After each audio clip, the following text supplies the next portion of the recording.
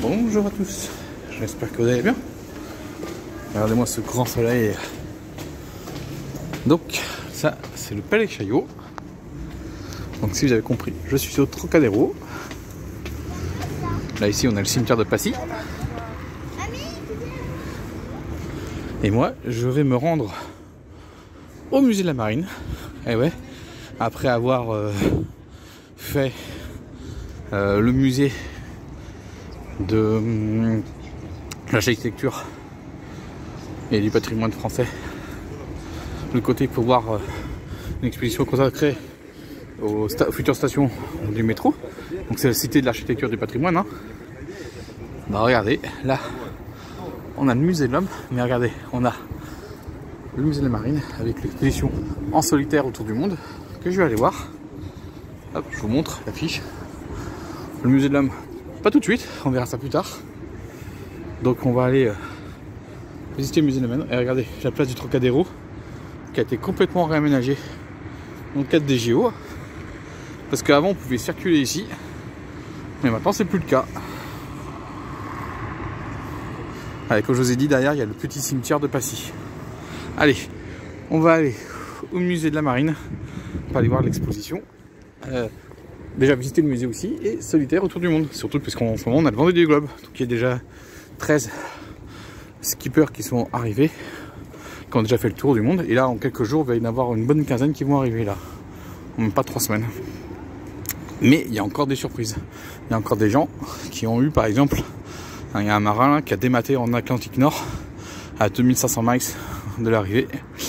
Maintenant, est-ce qu'il va finir comme avec ce qu'il peut, ou est-ce qu'il va être obligé d'abandonner et puis réparer son bateau avant de repartir en direction de Sables-d'Olonne, comme 2 skippers qui l'ont fait aussi.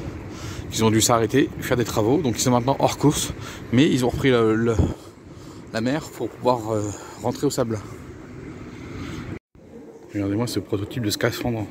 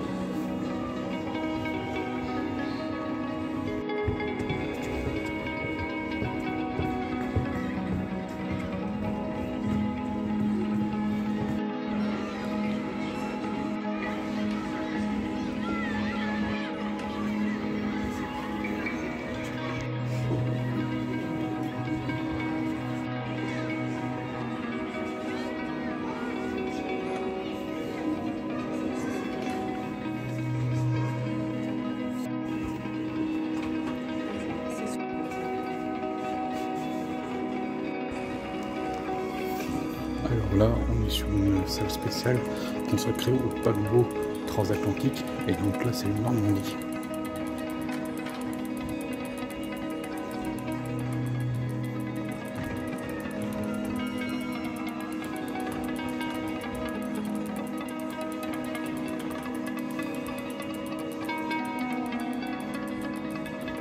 C'est un fameux roi des mers qui entre 1850 et 1970 traversait qui a relié l'ancien monde avec le nouveau monde. Bien sûr complètement qui est supplanté par les avions dans les années 70.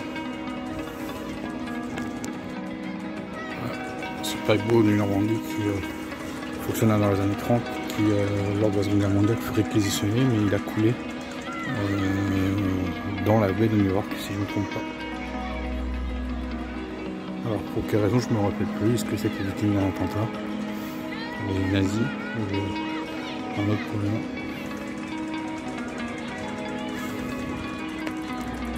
Regardez là, on a une nouvelle version du paquebot, le Wonder Sea et puis le Silent Sea. Là, on est sur des équipements qui appartenaient aux France, le dernier grand paquebot qui, je vous le dis, hein, et après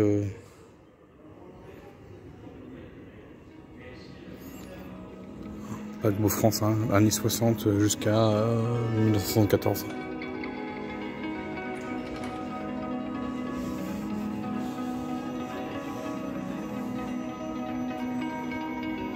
C'était le gros transatlantique. Bien sûr, comme je vous l'ai dit, complètement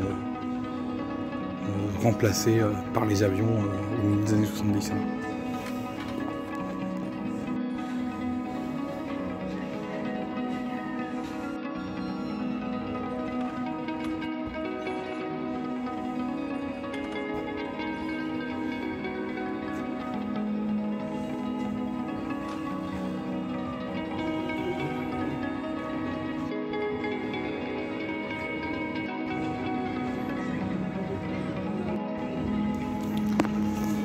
Pour s'orienter. Donc on a les instruments dans les navires et puis vous avez bien sûr ce qu'il y a sur les côtes, les fameux phares.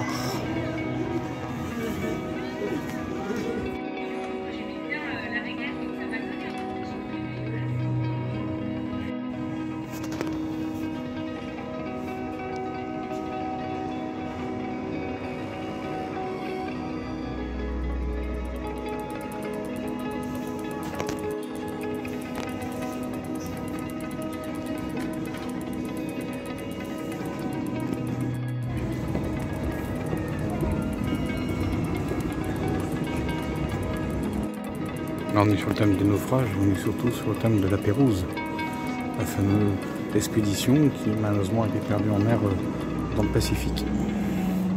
Et quand Louis XVI, juste avant de décapiter, il a dit « Est-ce que vous savez ce qu'est devenu la Pérouse ?» Franchement, le musée de la Marine, ça fait longtemps que je n'étais pas revenu, parce que depuis ça a l'ouverture. Et franchement, elle est magnifique. Hein. Je vous conseille de la visiter.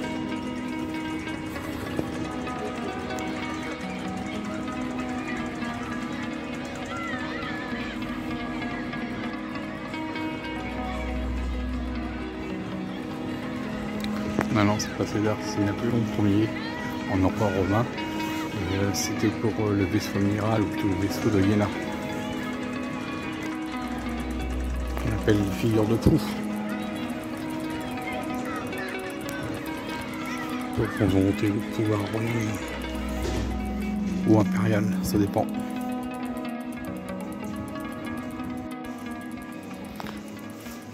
Donc ça c'est la petite pièce concernant comment vous faites les sculptures, les figures de proue en fait pour les bateaux.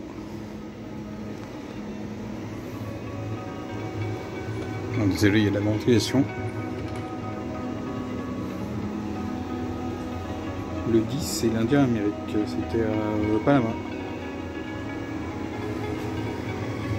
Regardez-moi ça.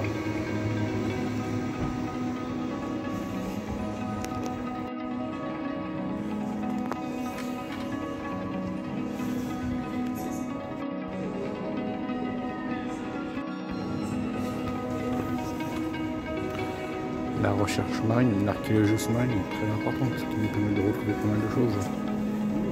Beaucoup d'épaves, mais pas que.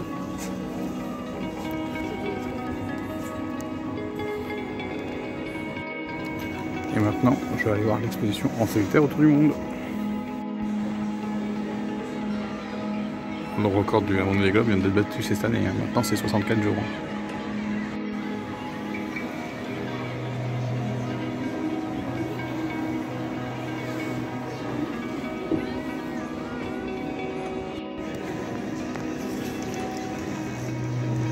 Titan Lamazou, qui est le premier vainqueur du Vendée Globe. Et là on avait une de ses peintures au bas. C'est quand même fou de faire un tour du monde sans escale, sans assistance. C'est ça maintenant le Vendée.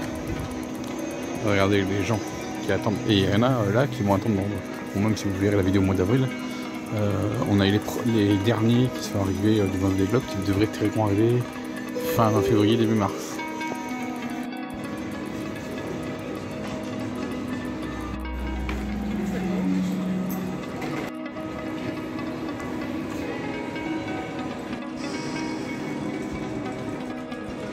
Là, c'est vraiment une exposition consacrée au Vendée Globe, mais surtout à l'histoire, comment on est arrivé au Vendée. Et franchement, là, on apprend plein de choses. Hein. Comme je vous ai dit, le 14e, normalement, au moment où je fais la vidéo, le 14e devrait arriver, parce que là, on est le 1er février, donc il devrait arriver le dimanche 2 février, qui est en fin de journée, ou le lundi 3 au matin. Et je vous dis, il reste encore 35 ou 34 participants, skippers.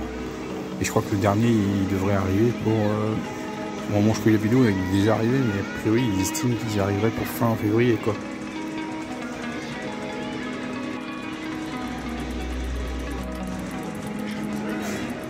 Vous avez tous les bateaux qui ont participé au Vendée avec toutes les améliorations qui ont été faites.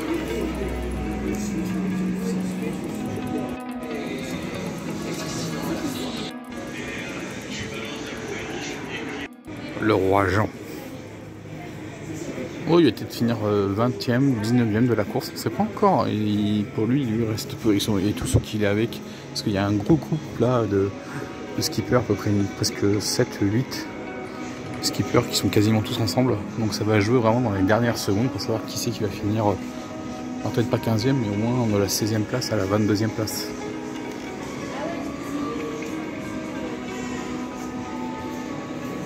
Le Cap Win et ensuite le Cap Horn. Franchement, c'est une super expo.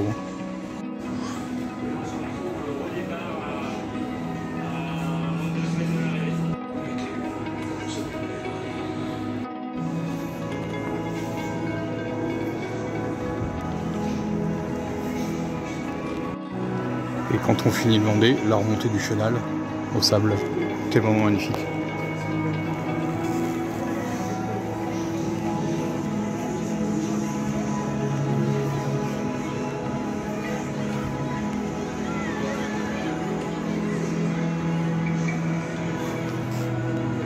Tous ceux qui ont fait le Vendée.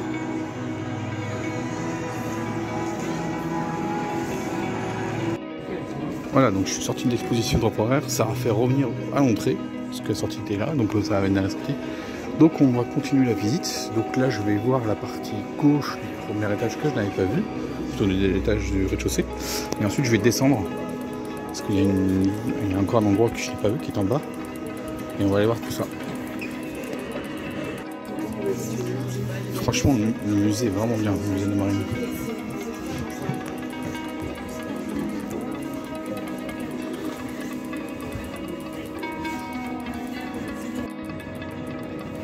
Maintenant on va aller descendre, on va aller voir la dernière partie du musée avant de sortir. Franchement l'exposition temporaire sur le territoire de Lyon qui sont vraiment bien. C'est un hommage au Vendée Globe. C'est surtout l'origine du Vendée et ce que le Vendée représente aujourd'hui.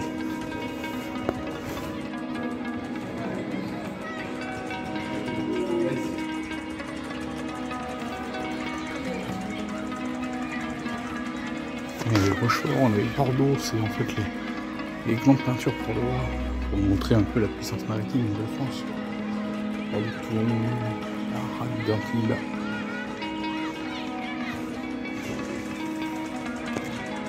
On a le port de Bayonne. Ici c'est Dieppe. À côté on a le port de La Rochelle.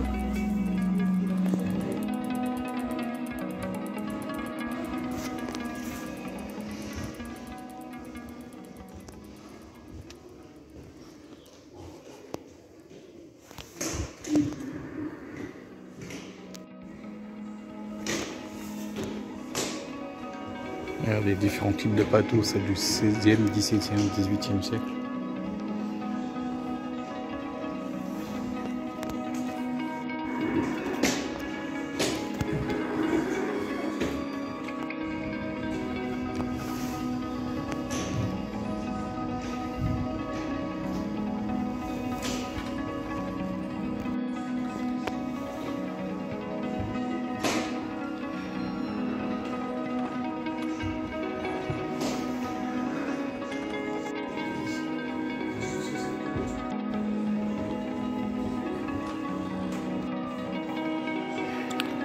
Ah, la version de l'hélice.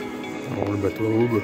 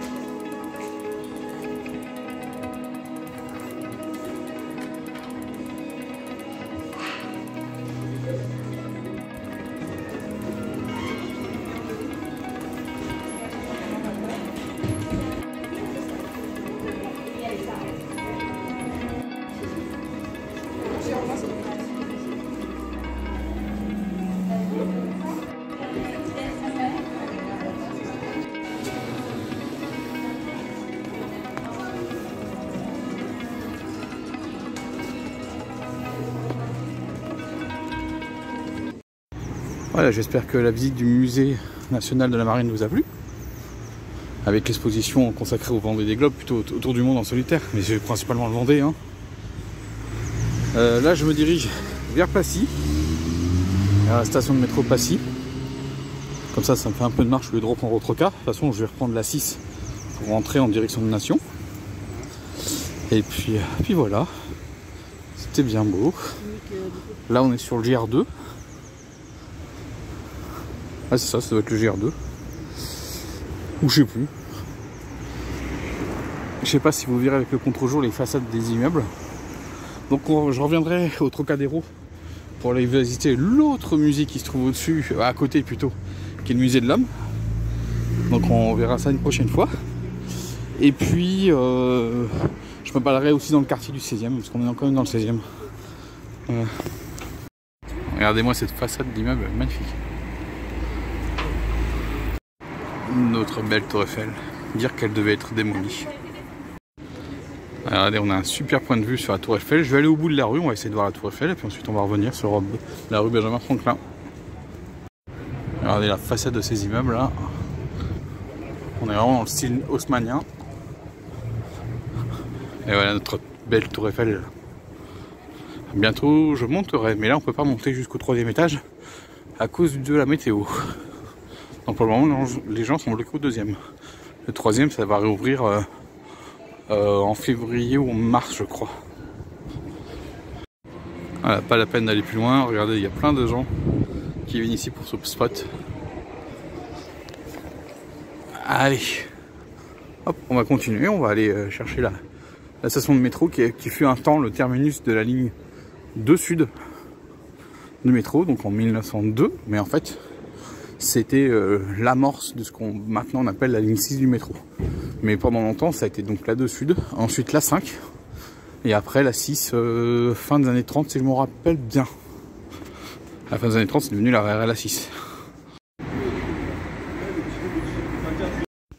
Donc, je vais visiter le musée de Georges Clemenceau.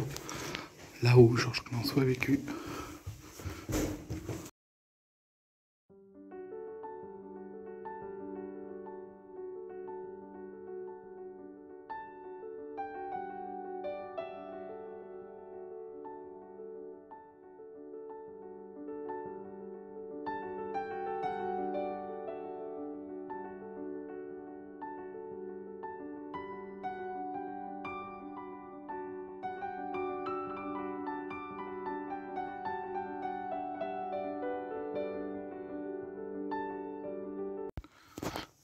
Alors voilà, là je suis dans l'appartement de Georges Clemenceau, donc c'est un musée privé, et il a occupé donc de 1895 à 1929 cet appartement, et on est vraiment dans l'ambiance de l'appartement juste après sa mort. Voilà, et c'est un musée privé, donc il y a une première partie, là où je vous ai mis les photos, en fait c'est juste l'étage au-dessus, où il y a un petit musée qui résume un peu ce qu'est la vie de Georges Clemenceau, et maintenant on visite son appartement.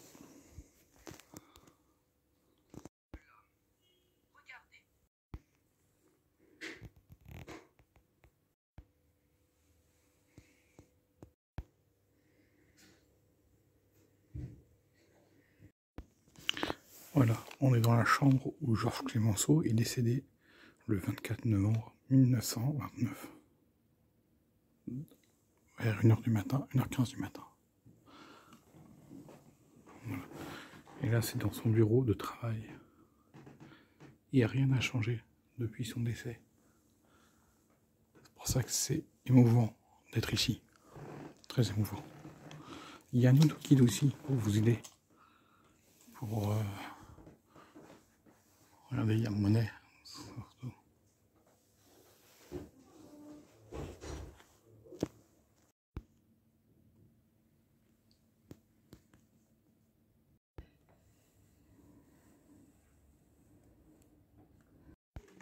Donc là, on est dans le cabinet de travail et le bureau. Et là, je suis en train de tout écouter par le guide et je vous le conseille de l'utiliser pour avoir plein d'informations sur Clemenceau.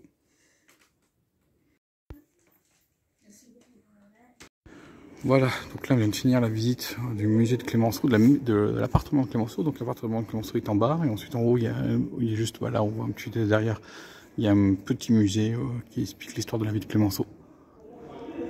Mais c'est magnifique, hein. Franchement c'est dans une petite cour. Voilà. Voilà, moi je suis sur la place Costa Rica, je suis à Passy. Hein.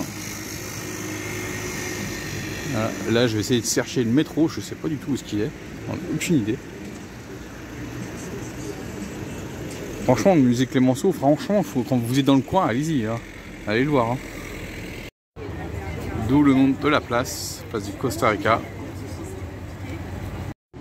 Voilà, voilà, regardez, hop, je zoome. Donc là, on a la station Passy qui est juste là. Donc là, vous avez la place Costa Rica. Hop, je dézoome. Voilà, et donc là, vous avez la station Passy, je vais aller. En face, on a Bir-Kaem. Et il a fallu attendre 1904 pour passer, je crois, je sais plus, ou 6. Je sais plus. Voilà, on a un train là qui va passer par le pont.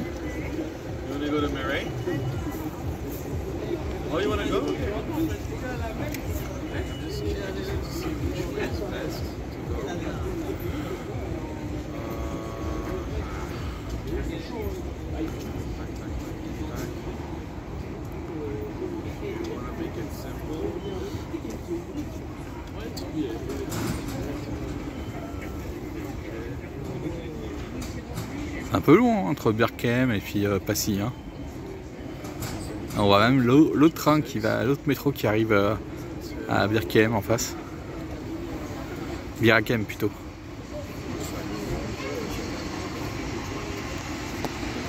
Et voilà. Hop.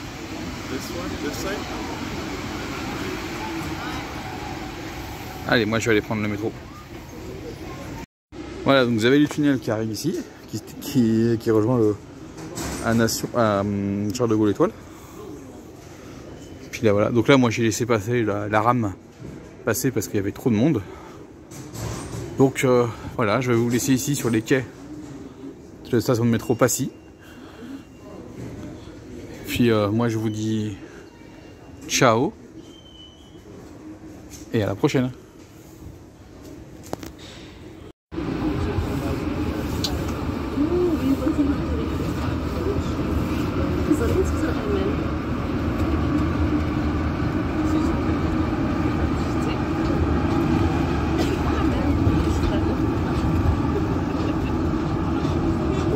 Thank you.